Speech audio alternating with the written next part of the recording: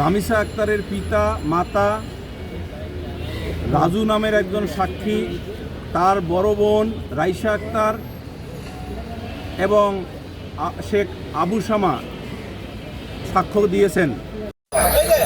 যথাযথভাবে 10 জন সাক্ষীর সাক্ষ্য রেকর্ড করেছেন এবং স্টেট ডিফেন্স লয়ার সাক্ষীকে জেরা করেছেন।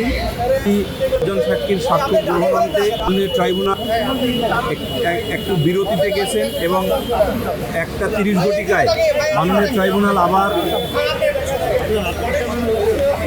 আদালত ট্রাইব্যুনালের কার্যক্রম দ্বিতীয় ধাপে শুরু করলে বাকি উপস্থাপিত সাক্ষীদের সাক্ষ্য রেকর্ড করবেন এবং রেকর্ড হবে বলে আমরা প্রস্তুত হয়ে আছি রাষ্ট্রপক্ষে, এবং আশা করি বাকি উপস্থিত সাক্ষীদের উপস্থাপন করা হবে এবং তাদের সাক্ষ্য যথাযথভাবে রেকর্ড করা হবে ইনশাল্লাহ।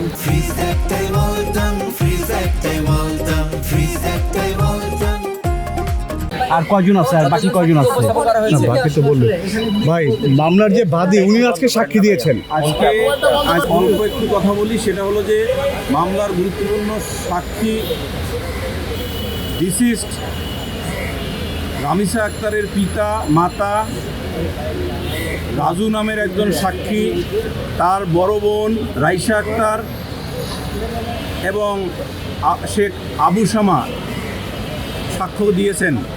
অর্থাৎ এই সাক্ষীর সাক্ষ্য থেকে আপাতত একটি জিনিস বলা যায়, সেটা হলো যে আমরা মামলার গুরুত্বপূর্ণ যে ইনক্রিমিনেটিং এভিডেন্স সেটা মাননীয় ট্রাইব্যুনালে সাক্ষীগণ তাদের জবানবন্দিতে এবং কিছু কিছু অংশে জেরার মাধ্যমে সুপ্রতিষ্ঠিত করেছেন এবং উভয় আসামির সংশ্লিষ্টতার যে প্রমাণ সাক্ষীগণ আদালতে দিয়েছেন।